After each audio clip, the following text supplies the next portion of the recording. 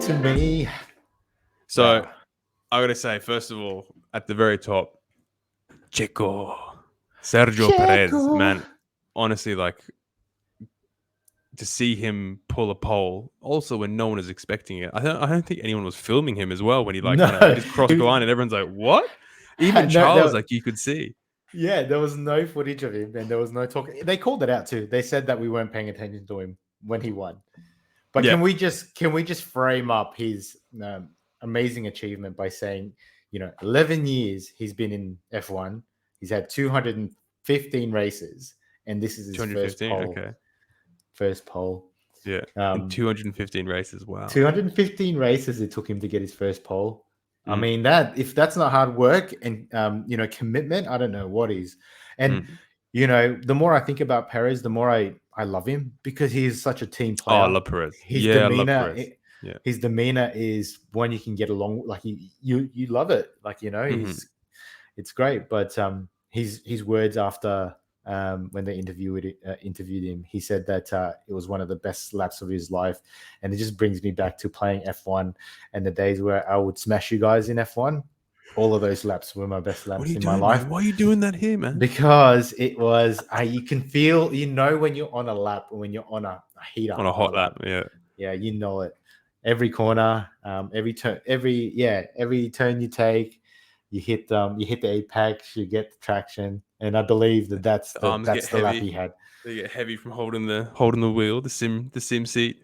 Yeah, the sim seat, the wheel.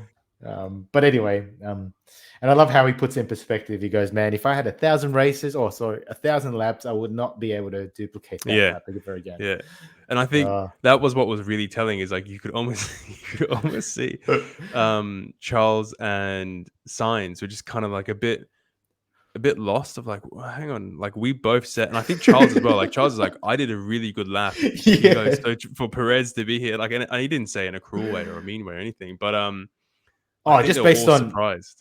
Yeah. Just based on the performance and results, right, over the 3 practice runs. Like, but did you watch the pole lap, right? Checo's pole lap, bits and pieces, not in totality, no, man. So I watched the whole thing.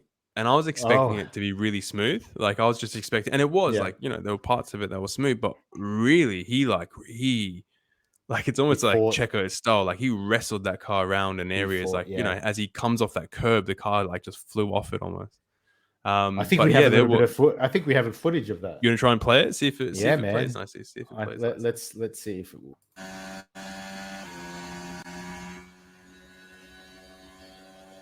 It's this bit here. Coming up, it's turn 10. It takes it nicely. Look, and it's just this bit. Boop, he just like bunny hops it off. Yeah, I see how he's good lap. Kind of corrected himself there. It was a good lap, man. Yeah, it was a good lap, and it felt like a 1%er. It really does. Like the way you watch him drive and stuff, it just feels like a 1%er. But obviously, like Charles, Leclerc and Sainz, Ferrari, both back to back. Charles obviously restarting on the inside of Perez, so there's a lot of potential there for Charles to take pole from Perez straight away and have Carlos pushing and pressuring. But one thing we know about Perez is he's amazing with tires. So and he's amazing at defending too. Yeah, well, he's the minister of defense for salute. Yeah, I love it. I love it. But can we also just call out the fact that of the top 4? There's a difference of 0.4 of a second between those 4, and then from the 5th to the 12th, it's they're all within 1.29. Yeah, so it's real tight. That back of that midfield. And to me, that's why I'm so excited about this season. It's just everything of the mixed up. And it doesn't seem to be, apart from the Ferraris, there seems to be like inconsistency. Like I was genuinely surprised to see Max Verstappen struggling. Me too. But I mean, Ocon, he's up there again, just like last time, So he seems to like this track, and the Alpine seems to have a car that runs pretty good in those like mid high speed corners. So those high speed corners. Yeah. What they said, the Alpine got the best of the rest. Best of the rest, Best of the rest. If you look at it, that's what his team principal Alonso said. And Ocon. Yeah. And Russell, you got to hand it to him. Like, God knows what the setup difference he had between him and Hamilton's car. And I have no doubt that it was not Hamilton's drive per se. I think it's something to do with the car and the setup and whatever they're doing. But Russell, you got to give him credit for getting it up there in 6th, and that kind of seems to be where maybe Mercedes will is. land. Yeah. I agree with you that I think it's to do with the setup because they played around with it during qualifying, right? Free practice. Yeah. And then I think they just got it wrong. That's what Hamilton said. He said that they just got it wrong. Yeah. In the changes they made. Yeah. Yeah. And now Park Ferme, he's got to take it as it is. Yeah. More he's got or to less ride with it now. Try and run it. So it's going to be an interesting race for Hamilton. It'll be cool. Who knows if he can do heaps of overtakes and stuff. Purely skill and timing for him to make his way up the pack. Well, they can follow, right? Pace. So it'll be that pressure they can put on with following. Yeah. And strategy as well. The strategy needs to be on point for him to make any. But I think they'll see it as I think Mercedes will almost see it as a testing day, and they'll run some things that they need to figure out. Yeah. But I mean, look, straight away, Valtteri Bottas is still up there, right? He's not 6th this time; he's 8th. But that Alpha clearly has a bit of oomph to it. And remember, Alpha was like bottom team. To see them up here is just so surreal, and for it to be Bottas, as well, which it's the cherry Hamilton, it's his cherry on top. And the fact that this is the second time they're in the top 10 in the 2 races we've had. They've been top 10. So I mean that speaks a lot for how far they've gone. Since we're talking about Bottas, I got a little present for you, Nate. I found something you might enjoy. So I found this on Trust You, and does it get any more hilarious than that? I love it. Bottas I love face. all the memes. I love all the memes of Bottas. It doesn't matter what it is, and there's heaps of them where this one's a great one, but there's heaps where they've he's getting interviewed at the podium, not at the podium, where they've got this backdrop of they got videos and stuff. Yeah, they always change it, and it might be the standings of the free practice or whatever, but it's always him looking back at it and looking back and smiling at the camera. I just can't get enough of it, man. It speaks like a picture says 1,000 words, right? This I feel like says more than that. Doesn't he deserve it though, Jules? Of all the bad luck he's gotten in the Mercedes, throughout the 2 years or however long he was there, but 2 years I've been. It was how long I was watching him for. It just seemed like everything was going wrong for him. And no matter what happened, there was something going wrong for him. Mm-hmm. And I just feel like that this is redemption for him. But 100%. And it's so nice that I'm so glad he didn't go to Williams, because then there'll still be that weird link to Mercedes. And it's just so it's almost like it's a breath of fresh air, which, he spoke about in Drive to Survive when him and Toto had a little bit of tea together and in Toto's Monaco apartment or wherever it was. But I mean, he kind of said fresh start. I think the timing's right. And, if you read between the lines, what he's saying is I'm sick of this gig, probably in some ways. And also, they were giving him the flick anyway, so he didn't feel welcome. Yeah. But I mean, imagine being in a team without with a 1 year, 1 year contract every single time. Yeah. And that's the one thing I think Mercedes did wrong. Yeah, it wouldn't do much for his confidence. Does he feel like he belongs? No. Do you think that they believe that he's the future of the team? No.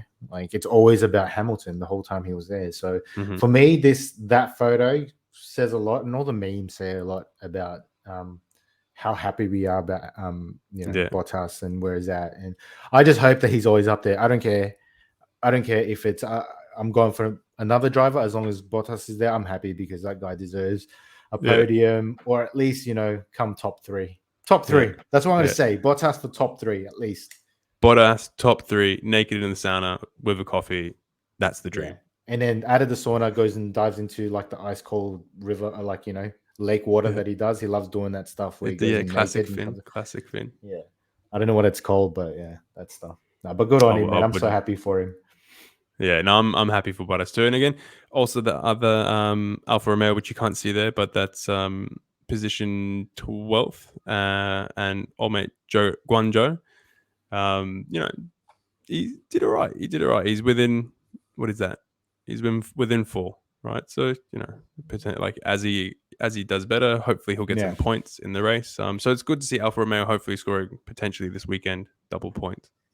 Yeah, and for Joe, I think his maiden season, I think it's important that he either succeeds really, goes above and beyond, or keeps in line with his teammate. Like that's Expectation. the Yeah. absolute minimum for him. And Bottas is well above that, I'd say. Expectations at the moment. Yeah, exactly. For a lot of people, when you come into your first season, there's expectation, but there's also an expectation that you might not perform, or you might not be able to handle the pressure. So the fact that he's staying in the right where he needs to be, and sometimes performing better than who we'd expect to perform well, performing better than them, I think he's doing really well this season. He could be happy about himself. Yeah, for sure. I agree. And Gasly with AlphaTauri, I'm actually surprised. Like they seem to be. There's a lot of issues with their car at the moment. Yeah. It seems like Tsunoda got called in for what was it, P2, FP2, or something like that. Anyways, he got called in, whatever it was. And then again, obviously, the DNF last race for Gasly, and then here he is today, sitting in ninth. So I don't know. It's I feel like the AlphaTauri's kind of not taking a step backwards, but they're not really taking too much of a step. Well, actually, no. I mean, they came. What did they come in the last year? They finished higher than that. But anyways, yeah. Yeah, they're up there with I think below McLaren or something. But I think there's some work that needs to be done on that their machine for sure. I mean, I think there's pace. I think there's pace behind it. We've seen pace behind it, but I think there is something underlying that there's an issue, and we've seen it last race, obviously with Gasly, and then now with Tsunoda. It just doesn't feel. It's the word is reliability. Thank you. Reliability. Unlike your grammar, motherfucker. The word that one word too. Yeah. Reliability. That's the word that needs to change. And that's not what they have. Yeah. Speaking of reliability, Lando Norris, McLaren, sitting 11th. Good effort, and I'd say good effort with that livery. Where the car is. But where the car is. What a shame that we're saying that. Like, my God, who thought would be saying that? I had them for my team, or my team pick in fantasy, but at the same time, that was the only team I could afford. But deleted them off your roster now, haven't you? I haven't even done this. I haven't even done Saudi. Actually, I've completely forgot about it till now. But coming out of last year's season, I just had so much hope for McLaren, and I just thought that, hey, look, Ricciardo was doing the smart thing.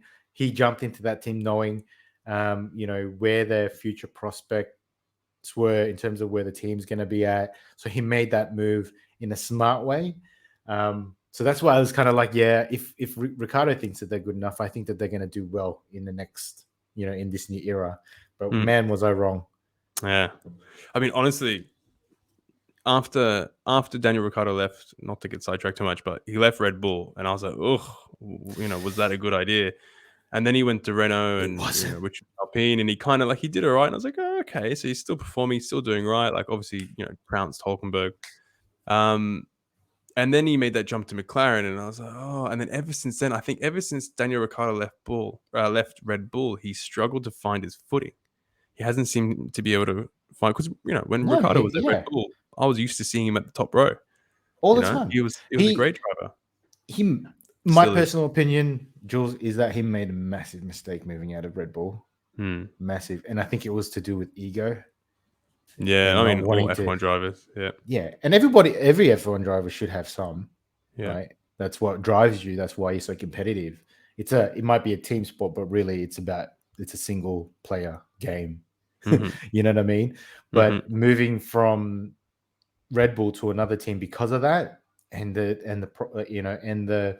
the way that Red Bull were running, I just don't think that was the smartest move to a smaller team like Renault. Oh, yeah, I agree. And now the woes of McLaren, the guy can't get a break, in some ways. And could this be his undoing? I really hope not. But where does he go from here? Contract ends. His contract ends at the end of next year, right? Or is it end of this year? I think it's end of next year. 23. Yeah, no, it is 23. Yeah. So if it's the end of next year, I reckon it'll be okay, because I reckon McLaren do have the capacity to come back as a strong I team. hope so. But I don't think it's going to be in this season. I reckon they'll make a slight comeback. And this is my opinion. I don't know if it's right, but just off the feeling of, how strong that team was last couple of years, I feel like they have that team and good infrastructure to build on what they've got. And I think they didn't get it right because it's either like it was kind of a roll of a dice, even with a calculated roll of the dice with the new regs, right? With the way that you wanted to shape your car and how the aero and all that was going to work. They just rolled a really crap. They just rolled it really crap, and then they didn't get the car that they needed. And then similar to Mercedes, right? They rolled it, they didn't really get a great car. All new, and I reckon they can build off this. They've got a strong team behind them, strong engineering team at least. Yeah. Well, the two interesting. I could be wrong. Am I wrong? The two interesting things about that is obviously Mercedes lost a lot of talent. This is the first time Toto's in charge of kind of full development, to my understanding. And I believe something similar has happened to McLaren, where they've kind of restructured, done a lot of new talent, et cetera, et cetera. Same team principal and et cetera. Beyond that, and Zach Brown, but I think it's like similar problems. Is they've created something they don't fully understand, and they're struggling to continue to unlock it. When you say that he's in charge, what do you mean by that? Like when he's in charge of like the whole build of the car, like from. So to my, I'm probably gonna have to edit this out because I'll get it wrong. But to my understanding, yeah, this is the first time Toto has been more involved and responsible for the development, like the technical development of this package. That'd be to some degree. Yeah. Oh, there's been a restructure, which means Toto's more involved, and this is more Toto's package. Right. You look at the power unit. Yeah. I think what's happening is Mercedes is hiding behind the porpoising, but really I think it's a power unit problem, and I think they're using the porpoising as like a PR safety net, right? But I think it's the power unit, the PU, because you look at all the other cars, they just don't seem to. I mean, like let's go through it now, right? Lance Stroll, what's his power unit? I mean, obviously the car just doesn't look very good either, but similar power unit. If we go to the next slide, that's all Mercedes. The last ones are there, Yeah. Apart from Yuki, who who obviously wasn't able to drive, and Mick, who crashed. The rest, those are Mercedes engines. Yeah, they talk about it all the time, and that's the biggest worry, and that's why I think you're right. And the porpoising piece, that's more like that you can. They were saying that you could, find a solution from that by increasing the gap at the bottom of the car, the ride height. Yeah, the ride height. But again, that you lose performance. Yeah. But there is a solution to it. So I find that if they did figure that get rid of the porpoising completely, you're right that the absolute pace of that engine is not up to scratch versus where Red Bull is at all. And I think you can see that in the straights as well. It just doesn't seem to have. Yeah, they had a 1 second difference in the straights. Was it on the straights? A 1 second difference. Yeah. And that's the thing. They keep on saying, "Oh, it's drag. I don't know, man. Like it just doesn't. And there's, it's not just me. This is other information I'm reading and hearing, myself. And I'm kind of like, starting to align with that as well. Like, I think it might be the power unit, because it can't be that all these other cars that have all different design philosophies to some degree are having the same drag problem. Yeah. So if it's not the drag, what is it? It's got to be the thing that makes the car go oomph. Yeah. So yeah, it's a shame. But we got to be happy with the people that have actually done well. But for me, the biggest call out here is that Ricciardo, he's 14th, but I think he's going to be 17th because. Is he about that? Yeah, he got a three place penalty. Yeah, for impeding. Yeah, and he did. He impeded him bad. Yeah. I didn't watch it. I was in the kitchen making dinner, and I heard, because I had it on and I heard it, and they were watching it, and I didn't want to watch it. But then the commentator was like, "Oh yeah, that's That's 100%. He goes, "Oh, I love Ricardo, but that's absolutely his fault." Yeah. And I'm He, like, he blocked the only gap. Like literally, just I don't know if it was engineer or just too many buttons or what. But yeah. But isn't that the engineers, the guys that kind of call them in? Isn't that their job? And then the F1 drivers basically just go out and do it. Yeah. I mean, they got to know. Like also that track in particular, you really can't see anything. Like like some tracks you could kind of glance in the mirror and I guess you can kind of see what's coming down the road. But Saudi, like they had to widen the corners by 1 point something meters just to give people a little bit of an eye so that they don't have what happened to Russell and Nikita last time, which is just a huge, restart funnel crash where everyone just funnels into one corner and just kaboom. Yeah. But you want to move on to something different? Let's do it. All right, Nate, so you got something special to show me? Something that mate. might get a few giggles? I got something for you and your best mate, K-Mags. And I thought you'd get a nice giggle from this. I'm not going to say anything. I'm just going to I want to get your reaction. Here we go. Somebody once told me the world is gonna roll me. I ain't the sharpest tool in the... I hate that as well. I hate getting slapped. It's always funny, but it's always something you hate. It's great to watch, never great to participate. Yeah, it's never great to be the receiver of that. I feel like that dude looks like he's packing as well. He looks like he's packing. Yeah, mate. He knows. Wait, one more. Yeah. Somebody once told me the world is gonna roll me. I ain't the sharpest tool in